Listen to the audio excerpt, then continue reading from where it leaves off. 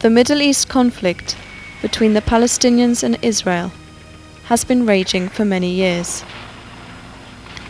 Over the years, there were many attempts to negotiate a lasting peace, but all failed. Meanwhile, the toll of human life kept rising. Every year, every day, and sometimes every hour.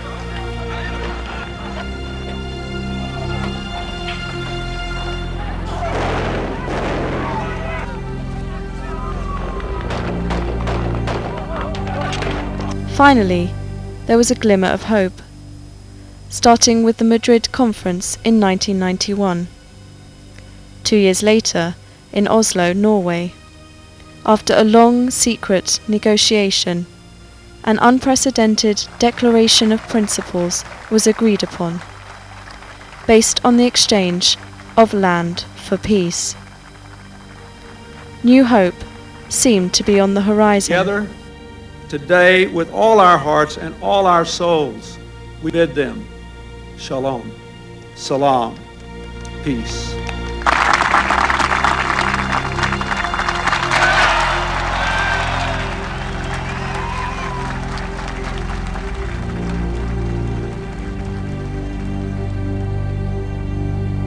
There were many obstacles to peace. The status of 5 million Palestinian refugees scattered throughout the region, the borders between the two sides, and the future control of the borders with neighbouring countries, the sharing of the world's holiest city, Jerusalem.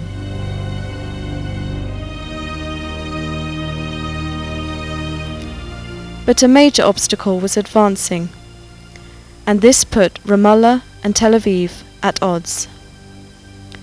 The Israeli colonies, or settlements, in the heart of Palestinian land. This obstacle was a direct threat to the guiding principle for the entire negotiation: land for peace. The Israeli settlement policies started almost with the beginning of the occupation. The different Israeli governments had different understandings of the same concept of settlements. The first settlement in the West Bank had been constructed a few weeks after the 1967 war. That was the Kfar Etzion. A year later, a bit more than half a year later, 1968, a group of settlers had moved to Hebron. They had moved to Hebron by the agreement back then, which had been done between them and the military. They were supposed to stay in Hebron only for a week and only during the Passover. Within 2 weeks after Israel conquered, already there were plans for settlements. There were plans for what we're going to keep. There were plans of giving Palestinian areas back to Jordan. The Jordanian option was the option of the Labour Party. So that the idea that this is our country, we've now grown our country. Now the trick is, how do we keep it and keep control of the land and make this all the land of Israel, but get rid of the Palestinian population? That, until today, from 1967 until today, remains the essential issue. Even though settlements were deeply rooted within the Zionist ideology, no clear policy within the ruling Labour Party of Israel had been set on how to begin the settlement enterprise. But all changed in 1974 with the formation of Gush Emunim, the Bloc of the Faithful. The ideological settlement movement was born in the settlement of Kfar Etzion by some fundamentalist rabbis who claimed to be called by God to extend the borders of Israel from the Jordan to the sea. The ideology is that Zionism and the will of God coincide here on the land of Israel.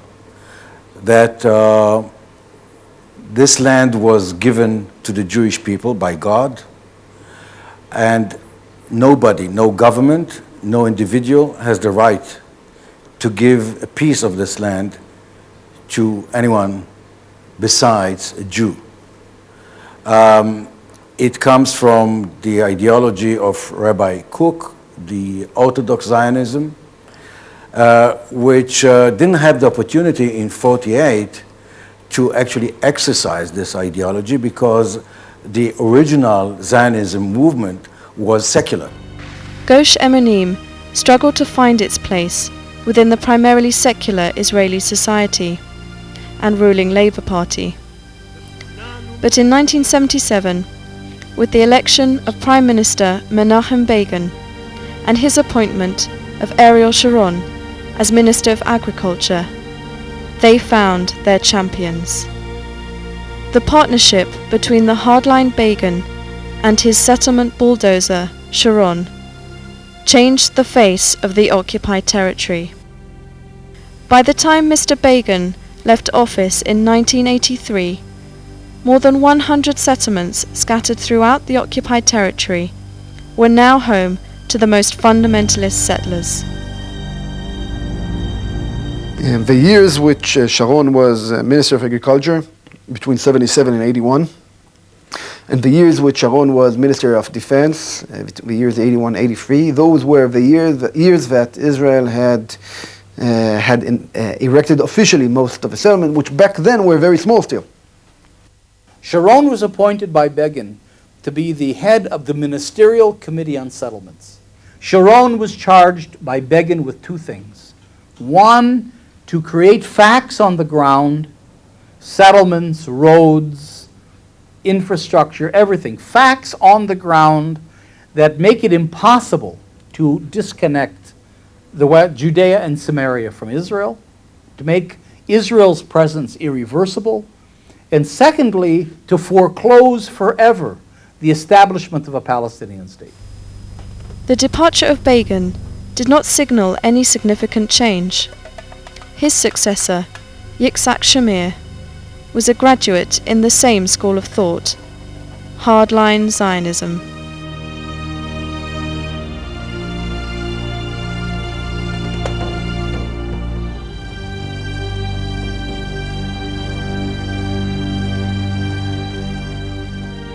In 1983, the Israeli Ministry of Agriculture and the World Zionist Organization published a master plan that called for 43 new settlements, 300 to 450 kilometers of new roads to connect and serve the settlements, and proposed quadrupling the number of settlement residents to 100,000.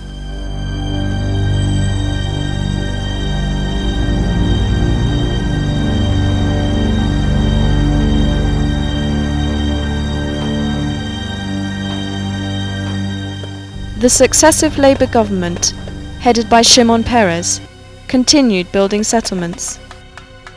Settlement building is not the policy of the left or the right. It's the policy of Israel, no matter who is in office. One after the other, each and every Israeli Prime Minister since 1967, with no exceptions, contributed to the building up of settlements. In 1997, Benjamin Netanyahu shocked the Palestinians when he decided to appropriate one of the most beautiful hills of the land for the settlement of Har Humah. This was the strongest signal to the Palestinians that Oslo was not working. Oslo did not manage to dismantle a single settlement. To the contrary, Israel was taking more Palestinian land. Ironically, after 1993 and the signing of the Oslo Agreement, Israeli policy toward the settlements took a drastic turn, which led to significant growth in the settlement's size and population. During the 7 years following Oslo, the settler population within the West Bank increased by 90%. The sharpest increase occurred in the year 2000, during the term of Prime Minister Ehud Barak. In terms of the population growth in the West Bank and in terms of construction of permanent houses, apartments, infrastructure in the West Bank. Those years were actually the mid-90s, the years after Oslo Agreement. When we were supposed to be building confidence, building trust between the two sides, to get to an end of conflict. However, Israel had something else completely in mind. They were trying to create facts on the ground in an unprecedented pace in order to dictate the outcome of the negotiations and not reach a negotiated settlement. Prime Minister Barak in Camp David, he was claiming he's giving everything, giving the moon. But what an ugly moon it was. Following international pressure to stop settlement construction, the Israeli government began new tactics. Under the pretext natural growth, they expanded and fattened the existing settlements and connected them to each other and to Israel. The result is huge blocks like the ring of settlements in Jerusalem and the blocks of Ariel and Gush Etzion, which slice the land and block any possibility of a contiguous Palestinian state. The mastermind of this policy is Prime Minister Ariel Sharon.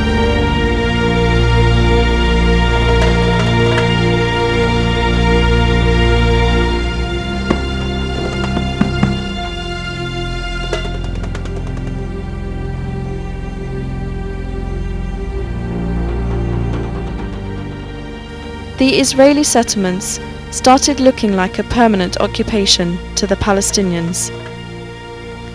Hundreds of settlements and outposts scattered throughout occupied Palestine make the map of the West Bank look like Swiss cheese. The Israeli policy of creating permanent facts on the ground was working. Israel wants the world to see Judea and Samaria as an integral, natural part of the land of Israel, and then later of the state of Israel. And therefore, its policy is defined as one that makes that reality permanent. This isn't a tactical thing. It's not that we're building settlements so we can be stronger. We're building settlements as permanent extensions of our cities. Ariel is an extension of Tel Aviv.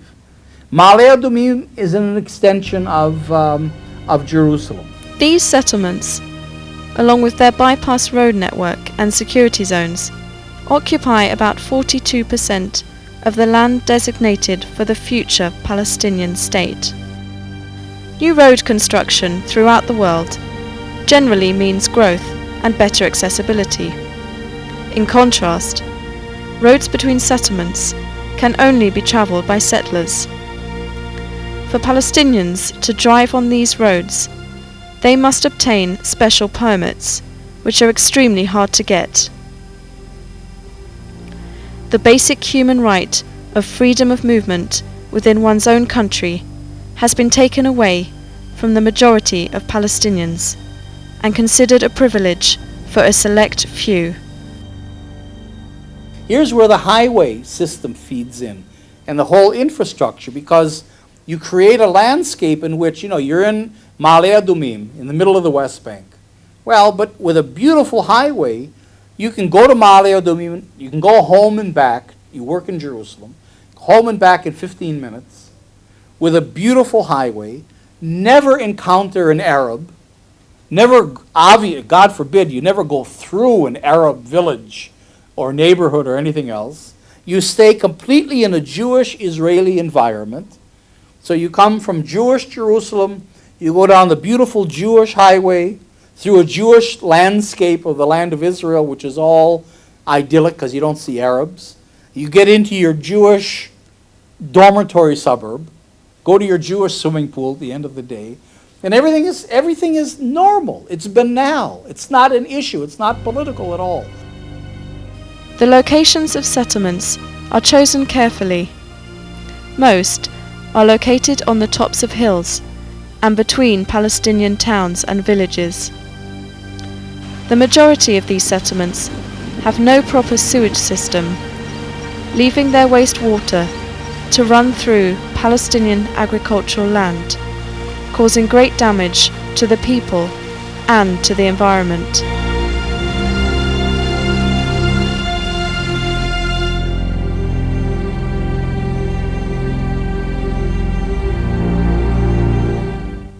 Settlements squander valuable and needed natural resources, especially water.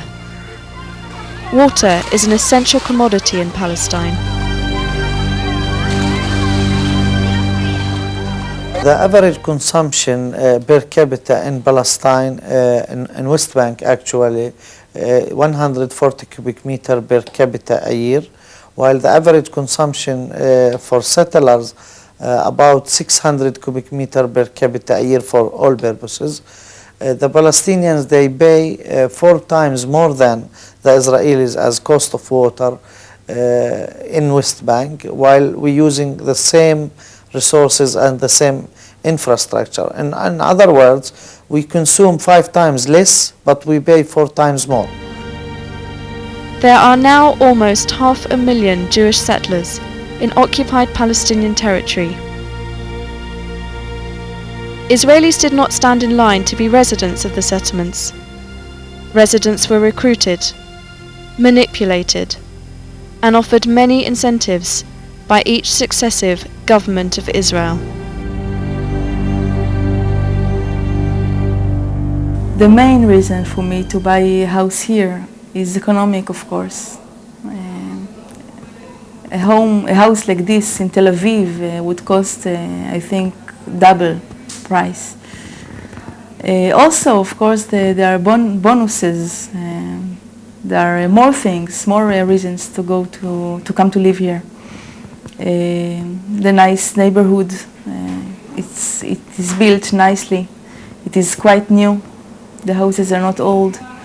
There is wonderful view, wonderful air, good air. But the main reason, of course, is economic. The government subsidizes the houses in the settlements. It is not in the same rate in all the settlements. In some settlements there is higher subsidy, in others the subsidy is less. The government also gives incentives in very good conditions for people who buy houses in the settlements. Most of the people, including my friends, including me a few years ago, as I said, are not aware of this fact, living in occupied territories, and even if they are aware, they would like to forget it, not to think about it. What Israel did, especially Sharon, that was very smart, Sharon saw that there weren't enough ideological settlers. The religious settlers that really see this as the land of Israel and want to conquer it from the Arabs. There are not that many. And he couldn't get masses of Jews into the occupied territories on an ideological basis. So what he did is he disconnected ideology from settlement. So you have Ma'ale Adumim and Givat Ze'ev and Ariel and Alfei Menashe, a lot of other cities that have nothing to do with settlement or politics. They're normal people living there. They don't even know, half of them, that they're across any kind of a green line, which has been completely eliminated from the Israeli maps. It's a big problem for me, in my eyes, that the people of Pisgat Ze'ev don't even know when a house is demolished nearby and 10 children are without house, which happened just last year. Most of the people in Pisgat Ze'ev don't know about it, and the few who do know about it, they don't care. I think a lot about the difference of my son and the conditions he lives in, and the kids a few hundred meters nearby. And I even write about it in the neighborhood newspaper. And I would like people to open their eyes and to see these things. it's very hard, the sharp difference, geography and in the mind, between the refugee camp just nearby here and the people who live here, which complain about such stupid things, like the garbage is not moved every day, but only every 2 days or something like this. The government tricked us for buying a house here, as the government tricked so many of Israel citizens. Okay, I have a possibility to buy apartment east of Tel Aviv, and that would cost me X amount of dollars. And I have a possibility to buy a much bigger apartment in a smaller community, which would be another 10 kilometers away in the West Bank. And this apartment would cost me half of what this smaller apartment would cost me east of Tel Aviv.